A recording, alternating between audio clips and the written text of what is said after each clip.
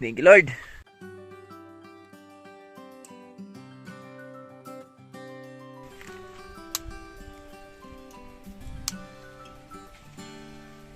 Nagluluto kami ng aming tanghalian. Luto na to, boy, no? Pwede na to, half cook lang. Yun, oh. Sarap, oh. Oh. Birds, ayan na. Yung ating mga biik ay walay na sila bukas sa nanay. Sausaw mo lang dyan. Yan. Sabay subo mo na. Yo, good morning. Sa mapagpalang umaga sa ating lahat. At welcome lang tayo sa panibagong video natin pagsasamahan ngayon, mga kaboards. At maganda yung panahon natin ngayon. Ang oras natin ay alas 9 ng umaga. So medyo na late tayo ng gising ngayon, mga boards. Dahil Pasko po kahapon. Yan. So syempre iinom din tayo ng paminsan-minsan ba. Ngayon mag-harvest kami ng aming mga mga boards. Mag-harvest kami sa aming mga sitaw. Ito yung pang 9 harvest. So titingnan natin, baka ito na rin yung huli na huli na maraming harvest tayo sa ating sitaw. At syempre, bago tayo magtungo doon, meron lang ako gustong ibalita sa inyo dahil yung ating mabiik, so mawalay na po sa nanay bukas. So mamaya i-update ko sa inyo yung gaano na sila kalalaki, kung gaano kabilis yung improvement na sa mga biik natin, no? So super blessed talaga tayo kay Lucy dahil ayan, sa panglima niyang panganak. So syempre kahit isa doon hindi man lang tayo nagkaroon ng pagsubok kay Lucy, kaya thank you, Lord. Salamat sa paggabay. At ngayon ito na, mga boards, sinisilip ko rin yung yung mga kalabasa natin dito kasi baka sa sunod na linggo meron na tayong ma-harvest dito. So harvestan na natin para makahabol pa tayo sa presyo, mga boards, kasi medyo maganda yung presyo, 20. Bibihira lang yung mga ganong presyo, 25, 20. At sa tingin ko, mga boards, baka second week pa nga to ng second week pa ng January ito, kasi ayun, ito yung kalabasa natin, ang gaganda niya. Yan, 3, 4, yan, 5. So dito medyo nakabawi-bawi tayo dito sa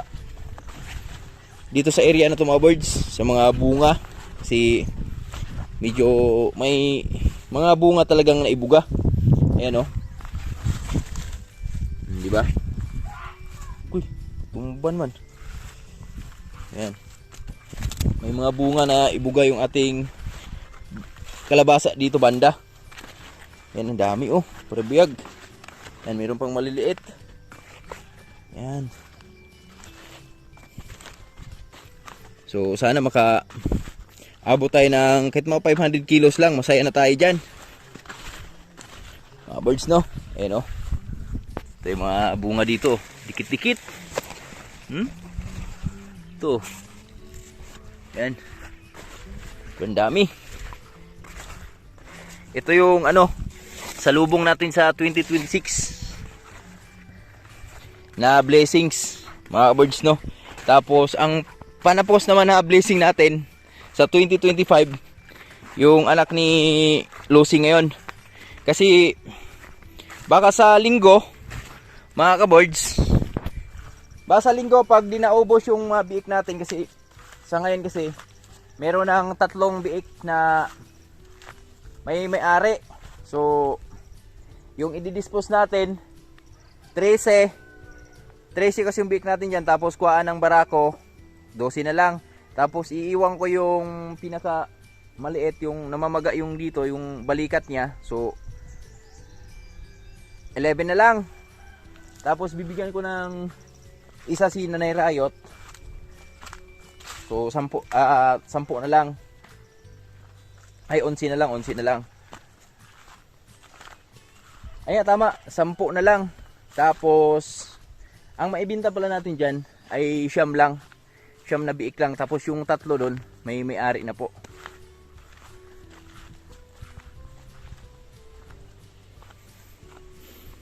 Tapos ngayon, ito na, mag-harvest lang muna kami ng aming dito, sako. Sako. Pati yung puti. Dali mo yung puti. Ang sarap. May ma-harvest pa na ampalaya mga birds tulad nito. Yan. Tatapusin na rin natin to. Kasi ito na yun eh. Last na yun eh. Ano? Ito yung ampalaya na ma-harvest natin. Meron pa. Dito sa bandang baba. Ito hinog na nga oh. Ang laki niya. Wow, daming buto. Wow. Yari ka sa akin mamaya. Huli ka, huli ka. Mga sitaw natin mga birds oh. Marami. Marami asitaw ngayon. So samantalahin na natin yung pagkakataon kasi medyo makulimlim pa. Let's go. Harvest muna tayo.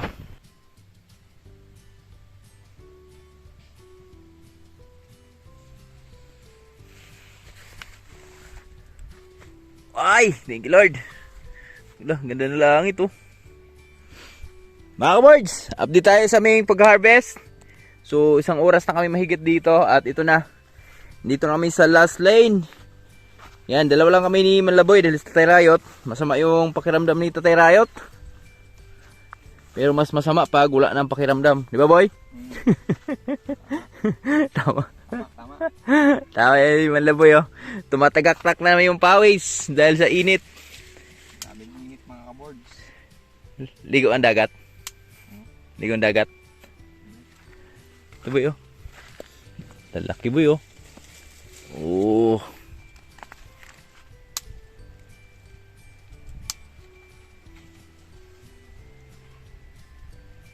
Yung dagat, pantanggal pasma. Sila Bruno dati pag ano eh, yung nagluluto ng bibingka. Di ba magdamag yon? Pagkatapos magluto, diretso talon sa dagat eh. Grabe, quality pa rin yung bunga ng aming sitaw mga birds oh. At di nga tayo nagkamali mga ka-birds. Ito na yung last harvest natin sa ating mga balatong. Yan. Wala na talagang... Wala tayong magagawa. Ito na yun. Naka 9 na harvest lang tayo sa ating mga sitaw. Pero meron goods pa rin yung mga bunga. At nandito si Piang. Yan. Naliligaw yung aking piang-piang, ang aking dalaga. May dala-dalang tubig. Sobrang uhaw. Yan. Hello, nak. Thank you. Video mo. Salamat kay Piang, mga birds. Dala namin tubig.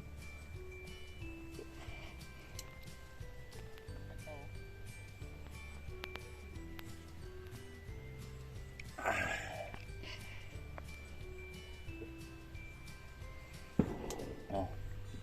Wait, cake mo.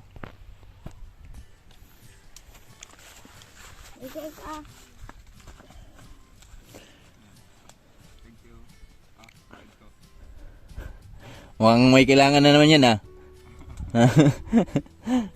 Anong kailangan mo? Be? Mga ngitian mo ah.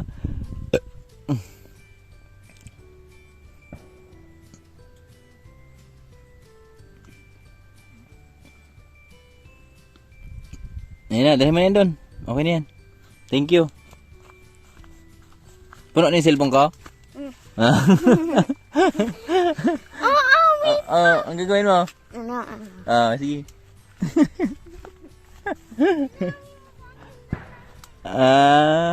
Alam ko na yung mabanat mo eh. Basang-basa ko na yan eh. Patuloy lang kami sa harvest mga birds. Dito lang sa kabilang area na lang. Tapos maghahakot na kami. Mamaya pasilip sa inyo yung aming na-harvest. Hindi rin siya bababa sa mga 10 kilo. Kasi 1 oras ba kami nag-harvest eh oh. Birds, update tayo. Mag 11 na in the morning at ito na yung aming sitaw oh. Na-harvest namin. At yun, you know. At eto, hindi natin lubos akalain na meron pa tayong ma-harvest na ampalaya. Ito na mga birds oh. Kala ko last harvest na nakaraan pero yun. Meron pa rin. May malalaki pa rin, oh. Ito. Wow, good size. Tsaka ang kikinis pa, mga birds. Pilihan natin ang malalaki. Tapos, the rest, maliliit na. Tapos, timbangin lang natin agad to, mga birds, para pagdating doon, bigyan lang tayo kay Bossing. Yan, may konti tayong palya. Ang gaganda ng palya natin. Ang ganda ng hugis. Ang kikinis, oh. Hi, Wowens! Hi. What a good umbrella outside? Yeah, sige, you help, Papa. You help, Papa, ha? Very good yan, oh. Very good yan. So giant. Ha? Go. Go, Wowens. Ah, wow, mini ampalaya of Wowens. Wow. What a good umbrella, Papa? Opo. Kaong kagpalya? Yeah. Talaga? And the berry see and the umbrella. Give me the ampalaya. Go.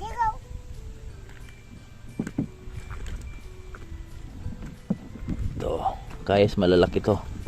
Ah, mukhang di rin siya bababa sa 5 kilos yung malalaki natin, ah.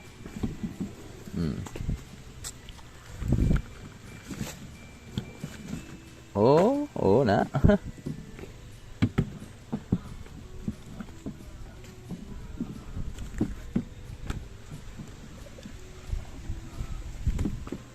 Ganda, oh. Pilian lang namin yung sitaw, mga birds. Kiluhin na rin namin yan para diretso na. Dad, No more na? No more na? No more inside? no more. Okay. Mga birds, tapos na kami mag-sacking doon. So, eto, nagluluto kami ng aming tanghalian. Luto na to, boy, no? Pwede na to, half cook lang.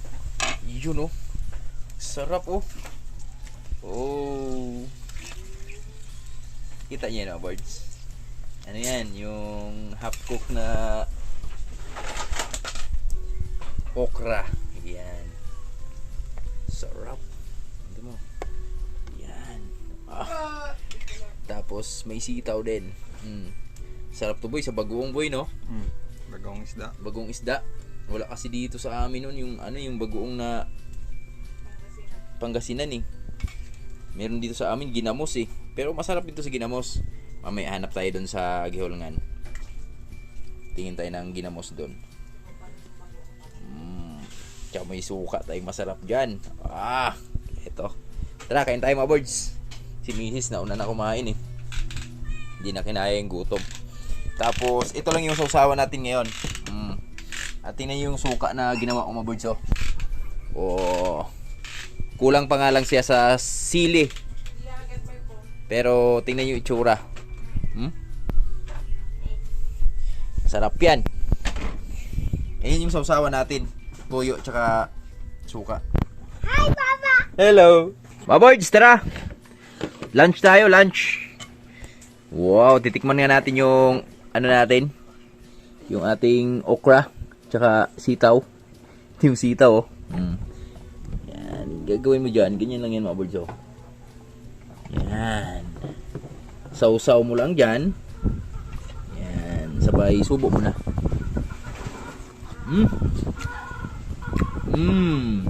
Panalo.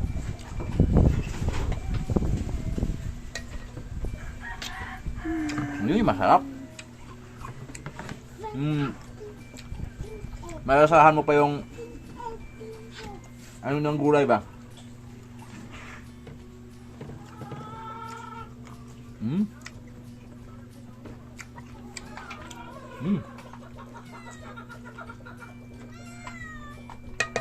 Tapos meron kaming tuna. Do.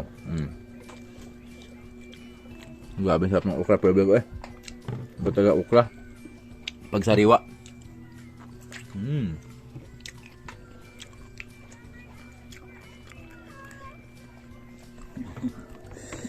Laki, no? Saw-saw. Sabay kagat. Mukhang matigas na. Mga birds, kain mo kami ha.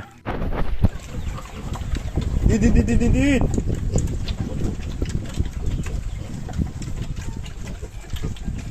Mga birds, ayan na, yung ating mga biik ay walay na sila bukas sa nanay. Yan. Ito na sila ngayon. Ang 12 piraso na mga biik natin. Yan. Puriyabuyag sa ating mga biik. So, 2 at 3 lang yung nabenta dito sa atin mga birds. Yung iba dito, road to Kanlaon talaga to sa linggo. Yung ating mga biik na to. Tapos ito yung maiiwan. Yan, iiwan man natin to. Maliit. Yan na sila. Oh, ano?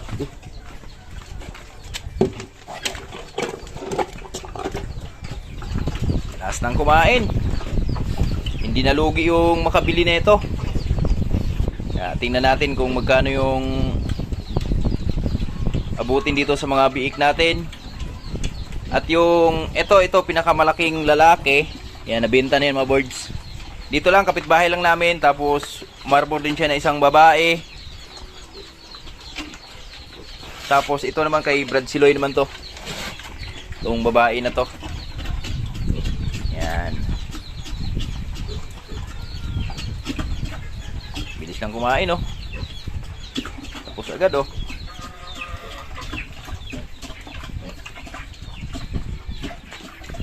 So dito lang naman na mga birds. So wala naman tayong gastos.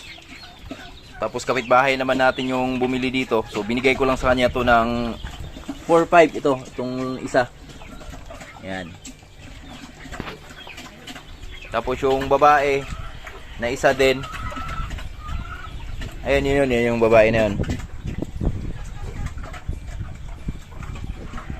Kay Brad Siloy, ganun din. 4-5 din yung kay Brad Siloy. Gawin din niya inahin. Itong babae na to yung kinuha niya. So pinatawad natin siya ng 200 dyan. 40 lang bigay natin dyan. TTRC niya.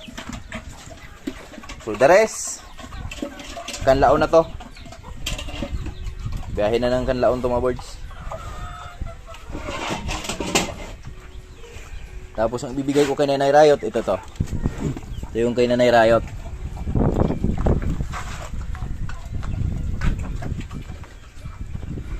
Si Manlaboy sana mga birds, bibigyan ko sana ng isang biik. Kaso lang yung mama naman niya nag-aalanganin kasi si Manlaboy, di ba, nagkaroon ng spot sa baga nakaraan. So pag mga ganun kasi bawal pa mag-alaga ng mga baboy yun. So kaya sabi ko na lang, edi bintan lang natin yung bigay kay Manlaboy, tapos cash lang yung ibibigay natin kay Manlaboy. So at least meron siyang mabili na, kung ano yung gusto niya mabili, di mabili niya. Di cash na lang yung ibigay natin sa kanya.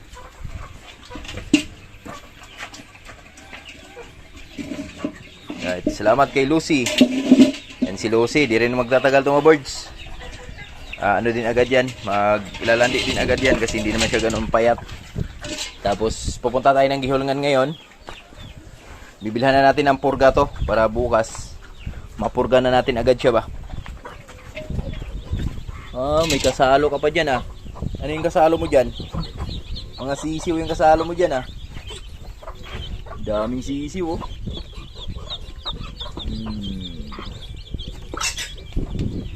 Ayan na, agad. Yun lang, i-update ko lang kayo sa mga biik natin.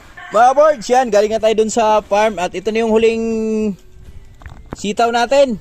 Ito oh, 20 kilos yung ating sitaw, umabot din siya ng 22 kilos. Tapos ito ay 13. So bali 14 yan, linis ng ano yan, 13 na lang. Yan, ito yung aming last harvest ng balatong at ampalaya natin. So yun, kita-kits na lang tayo sa mga susunod nating video mga birds. At maraming salamat yung lahat. God bless.